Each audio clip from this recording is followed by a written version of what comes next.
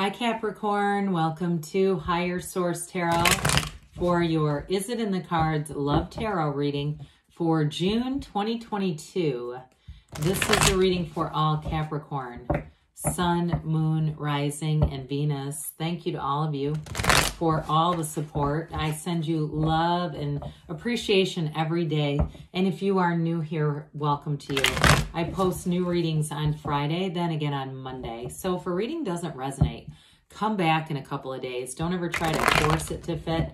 Fridays are always a general reading. Mondays are something different every week. So today's reading is love reading, but then next week it'll be something entirely different. It could be a more detailed Celtic cross style reading, could be a law of attraction tarot card reading. But if you like tarot and you like the channel, I'd love to invite you to subscribe to Higher Source Tarot.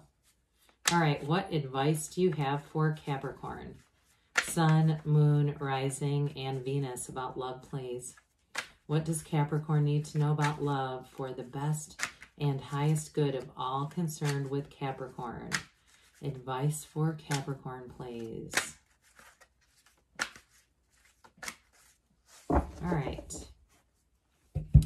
So we'll start here by drawing 3 cards for your energy, 3 cards for the person you're attracting, 3 cards on the advice. Your energy is the Five of Wands, Death, and 10 of Pentacles. Their energy is the 5 of Swords, Page of Cups, and the Tower. The advice is the 9 of Cups, the Hierophant. Wow, you got a brand new start here with a life partner. This is radical change, but it's awesome.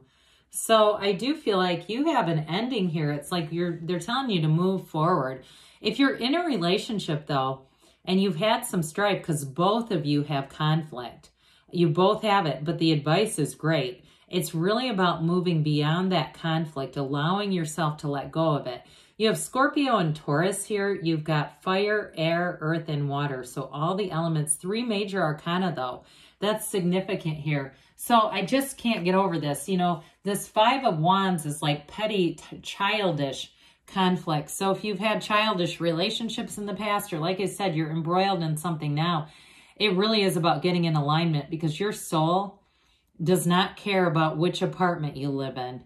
Your soul does not care if the person's on their phone too much, okay? I mean, it's a soul connection here. It's really about being in that soul level. 5s are about activity, mediation, and change. It really is a mind over matter kind of a card here. So it's rising above to some extent.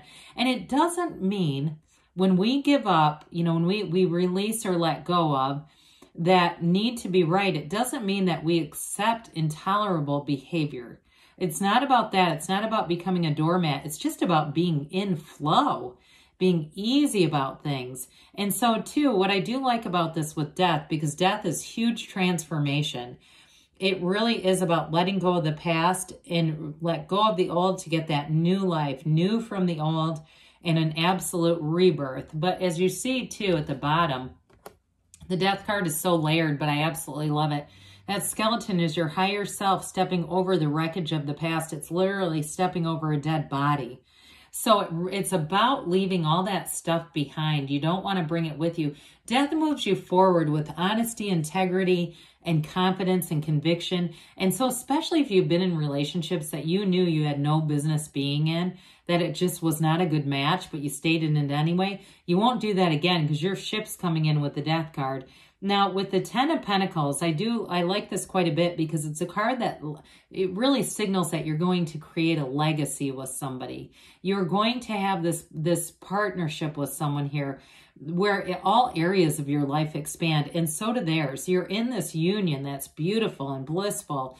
And so I feel like all areas of your life really do improve in this. And with the 10 of Pentacles too, it's wonderful stability, financial stability. But you also see too in the card, that couple, it's like they're the only 2 people in the world. And I don't feel like your life gets smaller as a result. It does expand with this relationship, but it's like your commitment starts there. It all begins there. And when you're in love, you're in flow. You don't care as much about little things. You don't care about the person at work who takes the last coffee pod, you know, and doesn't say anything, or jams the copier and leaves it, or, you know, you just don't, you're not as inclined to get into petty arguments with people. So I do feel like that love really turns up every area of your life. Now this person, they have an interesting energy, because with the Tower, it's a huge release. It's an awakening, definitely sudden change, but it's them releasing the ego. So with that Five of Swords, I feel like they don't want any part of conflict. They have absolutely no interest in it.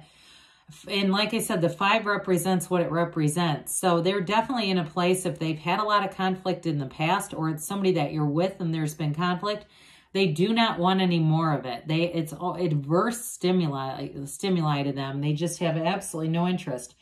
So there's a big shake up here, okay, in their life. But it really is what's best for them. And so something here has happened. It's that breakdown for a breakthrough, that corporate raider. So it may be something too where they've really invested in themselves, and they've learned from past mistakes. They've learned from, you know, something in their life that the universe brought into us to help them really see things for what they are. And so with the Tower moment, I feel like you're going to have somebody here who understands what a relationship needs, that foundation. And with that Page of Cups, pages are messengers, and this one brings in a message of love. It really is an energy of optimism, new energy coming in, enthusiasm, spontaneity. And so I also feel like too, if they were in a relationship where they felt very restricted, like there was a lot of, I just get that they had a lot of conflict in whatever they were in. They want to be in this place where there's some autonomy, but there's sort of this, there's a free energy in the relationship, but it's not, there's no mistrust with it, if you get what I'm saying there. I mean, I feel like maybe they had somebody who did not trust them, but it wasn't warranted. It just felt very much restrictive. So with the advice here, my God, is this beautiful. You've got wish fulfillment with a life partner and a new chapter that runs the distance and is long-term. You can't really ask for more than this. Now, the Hierophant is such an important energy in a love relationship because it's a marriage card. It really is a card of devotion. He holds the keys to the universe right at his feet, but he says, be still and know. And so in this relationship, I feel like you are going to have a deep knowing that love is there and you don't question it. There's no second guessing here. It's obvious. The other thing about the Hierophant is it's the principle of unity, okay? In some decks, this card is actually called Unity. But with the Hierophant, it's deep spirituality. So it begins with that meditation practice, with really knowing and understanding that you are a divine being. You're attracting someone on a soul level. So all the petty bickering and arguing that happens from the mind is no longer steering the ship here, right? The mind is here because the mind helps us achieve certain things in a material world, but you're coming from this at a soul level. And with the Nine of Cups, it's going to be a relationship, too, that's very thoughtful. You're both very thoughtful partners, communicating here, doing things for one another. And I also feel like, too, if you are in a situation where you travel without that person, or vice versa, where that feeling of, God, I wish they were here. You know, everything that you go to, you want them to be there because they're your partner. And it's more fun when they're there. So with that Ace of Pentacles, it's definitely a feeling of what feels like luck, being in the right place at the right time and lining up. But it's really just your energy aligning, because there are billions of people here. They're already here and you're already aligned. And if you're in a relationship, it really is a new chapter in this relationship that reconnects you to the love, the commitment, and the moving forward of this, because love is never created or destroyed. It always exists. And if you loved once, you can love again deeply. So let's see what else the angels have to say here for you, Capricorn. Advice for Capricorn. Sun, Moon, Rising, and Venus. What does Capricorn need to know about love, please? I feel like I'm there, not getting the middle. Messages for Capricorn, please. All All right, you have forgiveness, okay? So, if again, something that you needed to get over, there is a big conflict up here. The situation will improve. Well, I should say so. I mean, you definitely have long-term stability and real love here. They said there will be helpful people, so somebody too, there may be somebody else with that Hierophant energy that comes in and brings some guidance. You have within the next few months, so things are moving forward. And you have a yes, because you create your own relationship, your own reality and relationships. You can have, do, or be anything, Capricorn. I love you, and I'll be back again soon.